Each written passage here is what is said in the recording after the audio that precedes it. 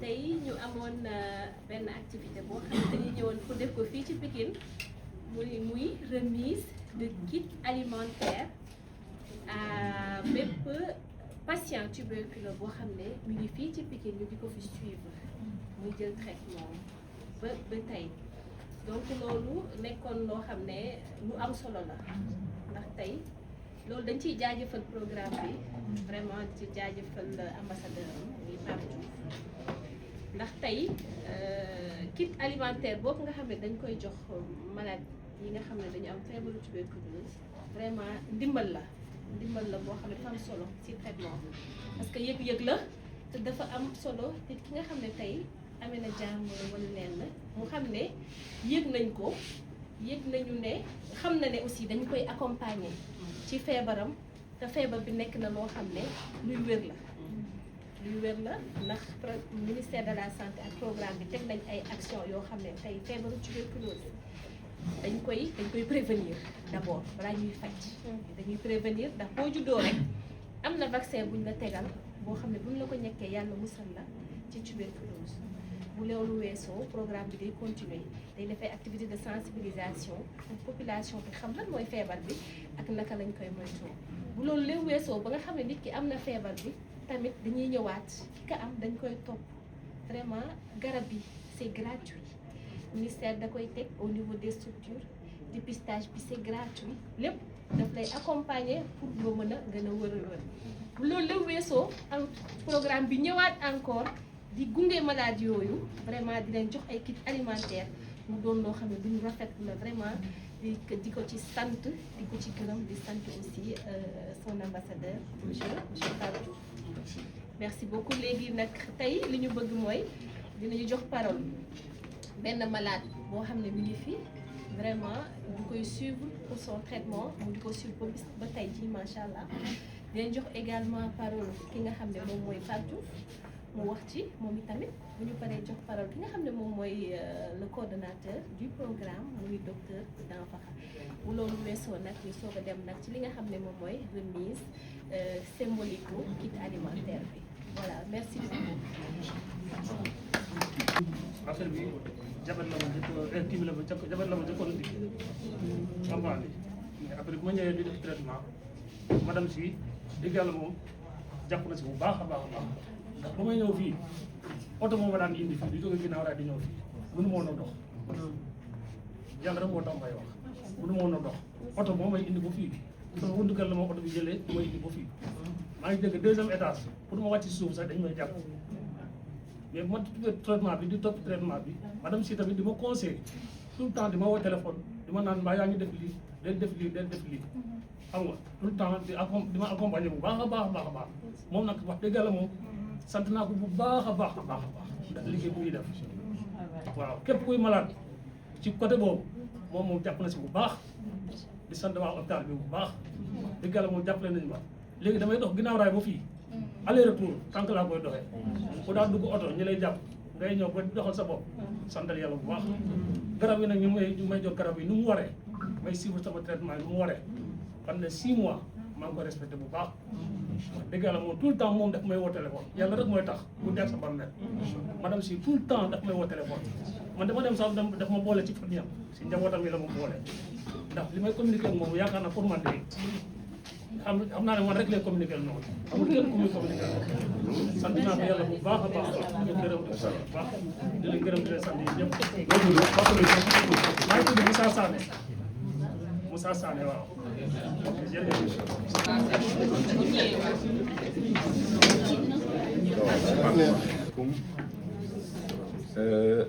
Monsieur le coordinateur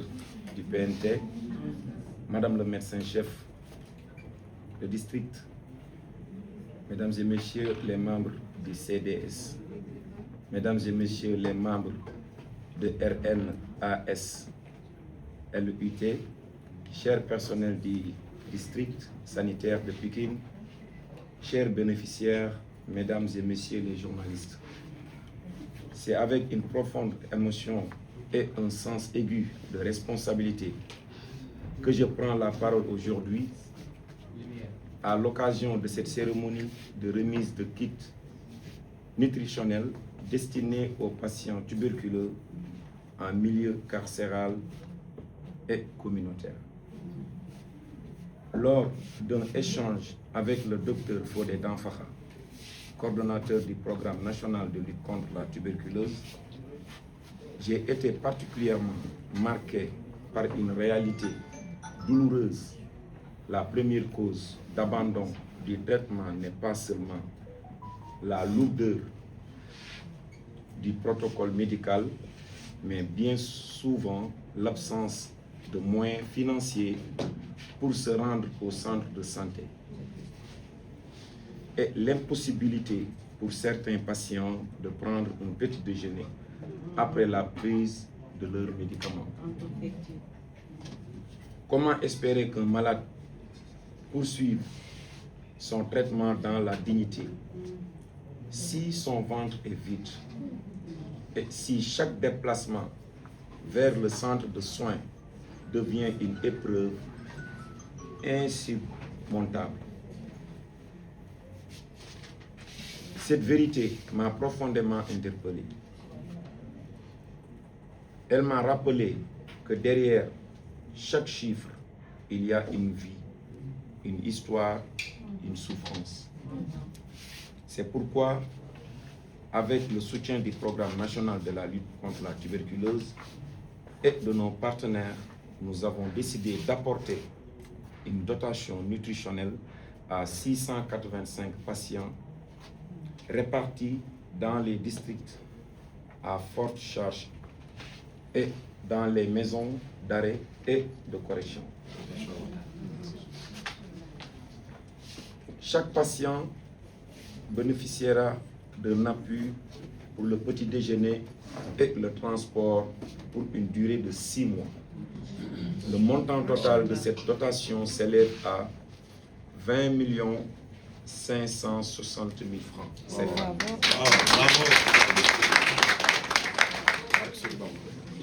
Cette initiative n'est pas une solution définitive, mais elle est un geste de solidarité, un signe d'humanité et un appel à l'occasion collective. Toutefois, elle ne couvre qu'à 4% des patients tuberculeux. C'est pourquoi j'appelle chacun de nous, institutions, partenaires privés, notamment les entreprises agroalimentaires, la société civile, les artistes comme moi,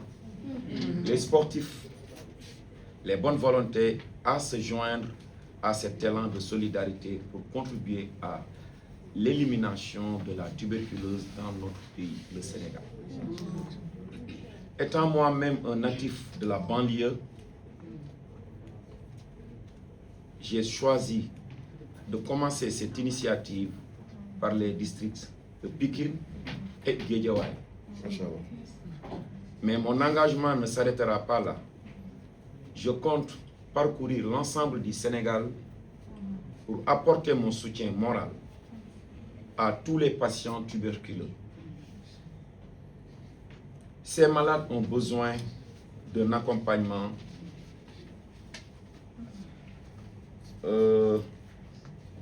psychosocial,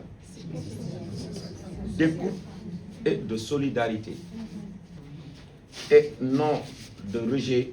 ou de stigmatisation. Je tiens à saluer le travail remarquable des équipes de santé, des organisations communautaires,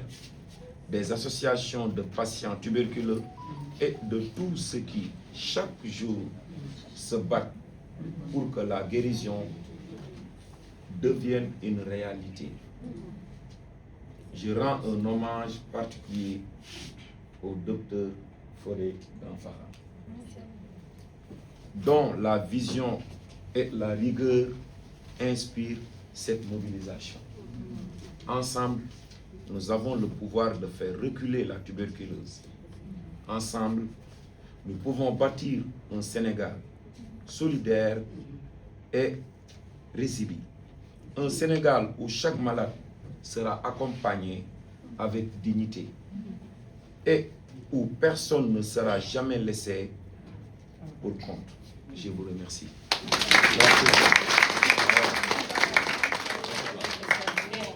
Coordonnateur programme national de lutte contre la tuberculose comme ni mu ko waxee peut-être maa ngi ci sama 9e 10e mois bi ma ñëwee ci programme bi ba léegi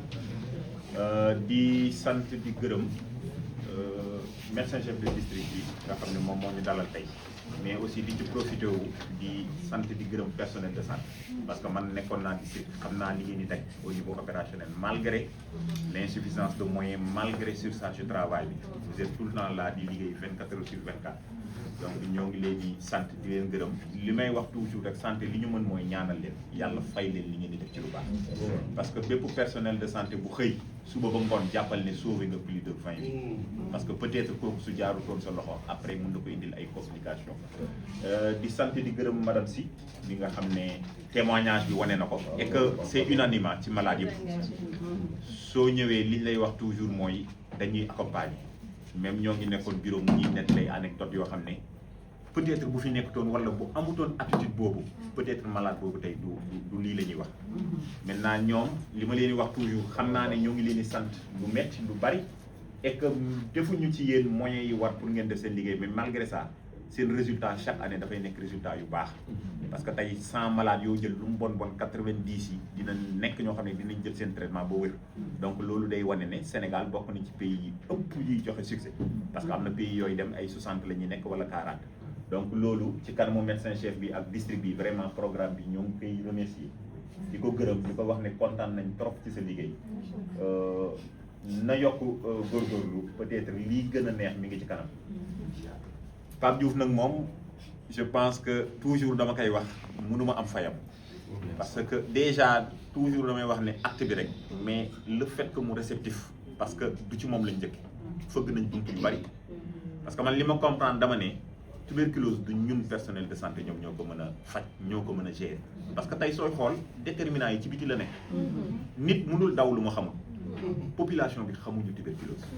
ñi nga xam ne sax dañu nekk ay chef d'entreprise jàng bac plus 15 da ngay wax ak ñoom ñu ne la tuberculose amul ça veut dire que tey suñu rôle mooy ñu xamal nit ñi ne tuberculose mi ngi fi nii lay wàllante nii lañ koy fajee et que loolu bi ma ko ci woowee daf ne ma laajuma leen dërëm je le ferai gratuitement parce que am na foo xam ne jóge naa fa am fu ma yegg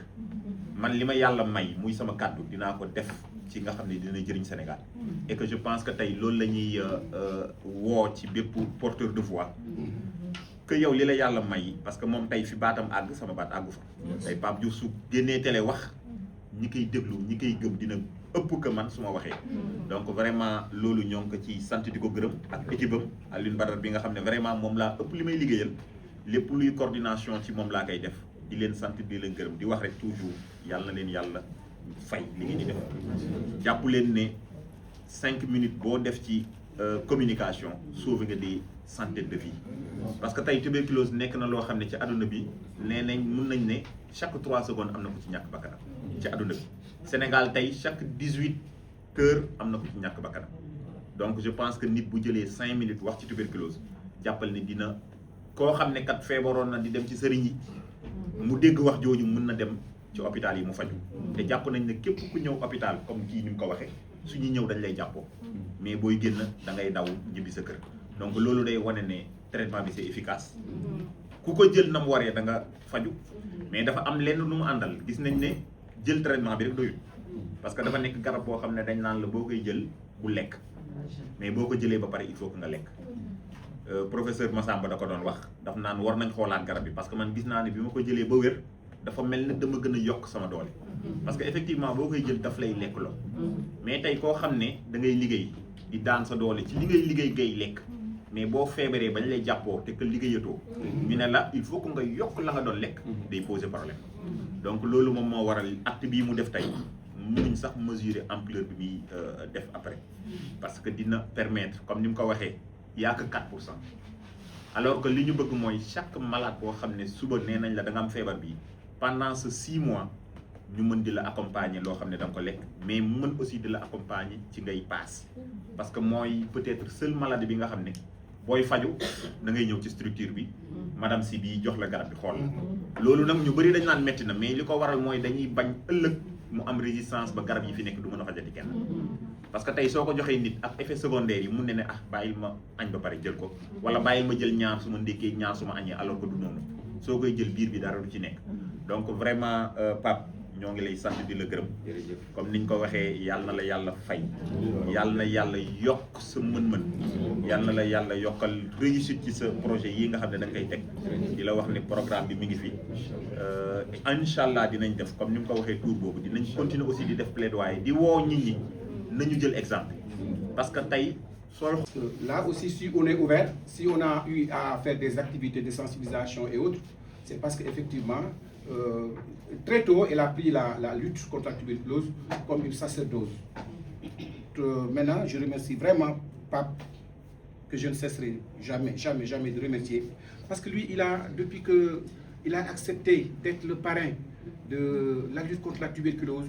il ne cesse de faire des actions, il ne cesse de mener des actions. Et la preuve en est qu'aujourd'hui, on est là pour une première, parce que moi, depuis que je suis dans le programme, j'ai fait presque tous les rounds avec le Fonds mondial, parce que je suis membre du CCM, l'instance de coordination nationale, dont les fonds qui viennent du Sénégal passent par là-bas. Mais c'est la première fois que j'ai vu des mécènes comme Pape Diouf venir prendre le tour à la corne pour nous soulager. Parce que comme l'a dit tantôt, je ne sais pas si c'est lui ou pas, mais celui qui a la tuberculose a des problèmes parce qu'il n'est plus fonctionnel. Donc, il a des problèmes pour prendre ses médicaments parce qu'on te dit de prendre ces médicaments à des heures précises. Et les médicaments sont tellement lourds qu'il faut quand même manger très bien. Si on ne mange pas, on a des problèmes. On a des problèmes aussi de déplacement. Si Pape aujourd'hui est venu vraiment nous amener ce soutien-là, mais nous ne sommes que preneurs. Pape, qu'Allah subhanahu wa ta'ala qui est le meilleur des juges, veille sur vous, sur votre famille, votre entreprise. Et comme vous l'avez si bien dit, vous n'allez pas arrêter là. Nous, on va vous accompagner. On est content, Dieu merci. Docteur Fodé.